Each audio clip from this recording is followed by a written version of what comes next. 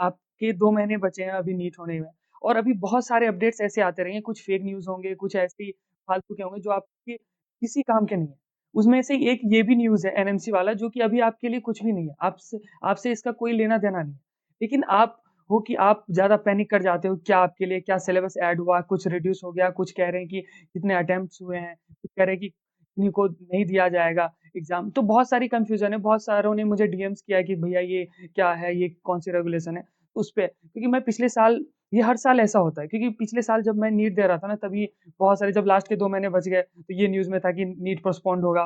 फिर उसके बाद क्या आया कि सिलेबस कुछ ऐड हुआ है बायो में, हमने पीडीएफ भी पढ़ी थी। फिर उसके बाद आया कि नीट 2 बार होगा। इतने ये बहुत सारी चीज़ें होती रहेंगी, जो आपको बहुत ज़्यादा डिस्ट्रैक्ट करेंगी पढ़ाई से। आपको लगेगा कि नीट पोस्टपोन्ड होने वाला है, फिर आप कुछ दिन के लिए उस चीज़ न्यूज़ के पीछे भागोगे। कभी देखोगे ट्विटर पे ये ट्रेंड चल रहा है, तो इन चीज़ों के पीछे नहीं पड़ना है। अभी 2 महीने आपके लिए बहुत ज़्यादा क्रूशियल हैं ये, इस पे आपको फ़ोकस करना है। कुछ भी ऐसे मेजर अपडेट्स आते हैं, आप जैसे कि इंस्टीट्यूट में पढ़ रहे हो, तो वहाँ के रिस्पॉन्सिबल होते हैं वहाँ के अथॉरिटी कि वो आपको इन्फॉर्म करें। वो बिल्कुल करेंगे चाहे आप ऑनलाइन पढ़ रहे हो या ऑफलाइन पढ़ रहे हो। इन चीज़ों में नहीं पड़ना है, आपको बस एक चीज़ का वेट करना है कब फॉर्म आ रहा है। और उसके लिए भी ये नहीं है कि आप पहले दिन फॉर्म आया, आप पहले दिन दौड़ गए, आप आधे घंटे का फॉर्म फिलिंग का टाइम है, उसमें आप 2 घंटे लगा रहे हो।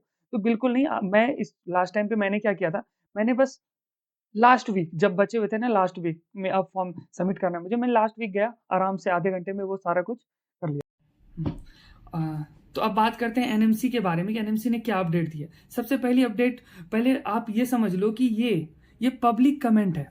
इन्होंने जो एक ड्राफ्ट बना के दिया, आप समझ लो बात को कि ये एक ड्राफ्ट है, ना कि कोई एकदम से एक रेगुलेशन आ गई कि नहीं ये इम्प्लीमेंट होने वाली है। बिल्कुल नहीं होने वाली है। अभी आपके इसमें कमेंट्स चाहिए, जिसके लिए 30 दिन का टाइम दिया गया पब्लिक को कि हाँ इस पे आप अपनी व्यू रख सकते हो। ये एज ए ड्राफ्ट है, ना कि कोई कि हाँ ये रेगुलेट हो ही गया है। ये बिल्कुल नहीं, वो उसने एक कंसिडरेशन रखी है कि वो प्रपोजल रखा है उन्होंने कि हाँ मतलब आप ध्यान से ये पढ़ोगे, आपकी ये बिल्कुल ये कमेंट है कि आप क्या इसमें अपनी राय दे सकते हो कि हाँ ये मतलब करना चाहिए कि नहीं करना चाहिए। ये तो अगर इसमें से भी मैंने फिल्टर कराया कि 3-4 पॉइंट जो इसमें की सबसे ज़्यादा कन्फ्यूजन है, जो आपके लिए इंपॉर्टेंट हो सकती है, वो सबसे पहले इंपॉर्टेंट बात ये है। सबसे पहले ये है कि जैसे एक अथॉरिटी होती है या फिर एक कोई बॉडी होती है या बोर्ड्स होते हैं कि वो कंडक्ट कराते हैं नीट, तो इस बार उनका यही कहना है कि या तो एनएमसी करवाएगी कंडक्ट या फिर जो एनटीए हमारी करवा रही है वो ही करवाएगी। इस बार तो सीधी सी बात है कि एनटीए का ही चांस है 110% करवाने का, क्योंकि आपके पास एक तो पहली बात आप ये ध्यान दो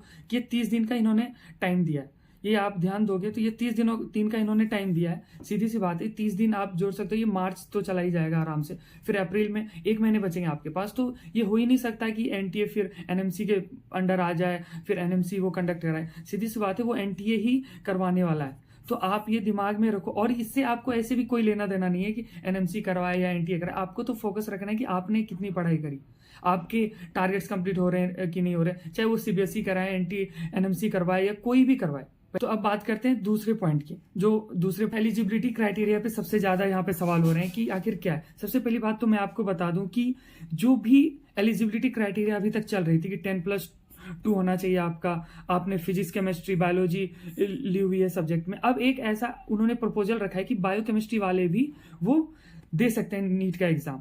और प्लस ये जो इंपॉर्टेंट, ये आप लोग को लग रहा है कि लास्ट 2 ईयर्स कि ये शायद 2 ड्रॉप ही ले सकते हैं या फिर 3 ड्रॉप ही ले सकते हैं, ये कंफ्यूजन में नहीं रहना है कि ये लास्ट 2 ईयर्स वो बता रहे हैं कि आपने स्कूलिंग करी होनी चाहिए, आपने स्कूलिंग की है या नहीं, उसके बारे में कह रहा है। और तीसरी बात ये है कि सेम क्राइटेरिया तो सेम एलिजिबिलिटी क्राइटेरिया, ना कोई एज लिमिट है ना कोई अटेम्प्ट लिमिट है। अभी अभी बिल्कुल ऐसा कुछ नहीं है, मिनिमम स्कोर जो रहते थे हर साल वही है। और चौथा, जिसमें कि आपको ये लग रहा है कि मतलब 4 ही अटेम्प्ट बचे, ये जो आप 4th अटेम्प्ट ये करके सोच रहे हो, ये बिल्कुल आपके लिए नहीं है। ये एमबीबीएस वालों के लिए जिसने एडमिशन ले रखा है, जिसने 2022 में 21 का एग्जाम पेपर उन्होंने दिया होगा, 22 का पेपर दिया होगा, उन्होंने जो एडमिशन ले रखा है उनके लिए ये रेगुलेशन आने वाली है कि कोई भी बच्चा जिसने एडमिशन लिया हुआ है एमबीबीएस में, वो 4 अटेम्प्ट ही दे सकता है, उसके लिए अलाउ है। 4 अटेम्प्ट ही दे सकते हैं, वो सप्ली दे सकते हैं। और सेम ईयर लिमिट जो बना के रखने वाले हैं वो एमबीबीएस वाले के लिए, वो 9 ईयर का है। क्योंकि 4 अटेम्प्ट मिले। अगर आपका उतने में भी क्लियर नहीं हुआ, आपने पास नहीं किया, तो वो आपको जो है वो टर्मिनेट कर देंगे एमबीबीएस से, और आपको एनएमसी से सर्टिफिकेट मिलेगी और आपको घर वापस भेज दिया जाएगा। तो ये 4 चीज़ें हैं जो इंपॉर्टेंट है। उसके अलावा कुछ नहीं है इसमें कि आप बिल्कुल भी इन चीज़ों पे ध्यान नहीं देना है। आपका 60 दिन है, 100 चैप्टर्स हैं, आप उनमें ध्यान दो, और जब फॉर्म आएगा आप उसको फिल करना। आप अच्छे से फॉर्म तो बिल्कुल अच्छे से फिल करना, उसमें कहीं कोई एरर नहीं आनी चाहिए, क्योंकि बिल्कुल बहुत स्ट्रिक्टली चेक होते हैं एक एक वर्ड्स उस और इन चीज़ों पे बिल्कुल ध्यान मत दो। ये चीज़ें अभी अभी आप ये न्यूज़ सुन रहे हो, अगले दिन कोई एडिटेड पीडीएफ आपके पास आएगी कि शायद कुछ नया आ रहा है, 2 अटेम्प्ट्स होने वाले हैं, 3 अटेम्प्ट्स होने वाले हैं, इन पे नहीं पढ़ना है आपको। आप सिंपल सी बात है कि अगर आपके इंस्टीट्यूट वाले अगर आपको नोटिस दे रहे हैं, नोटिस बोर्ड में लगा रहे हैं, या फिर ऐसा कुछ आ रहा है मेन अनाउंसमेंट, तो वो यूट्यूब पे आपको हम खुद वैसा यूट्यूब पे या फिर आपको कहीं ऐसे जनरलाइज फॉर्म में मिल जाएगा, मोस्ट हाईलाइटेड। इसके लिए आपको टाइम बिल्कुल भी वेस्ट नहीं करना कि हम लगे पड़े हैं कि यार क्या है नहीं है। इसीलिए इसका ध्यान रखें और अपना ख्याल रखें। All the best.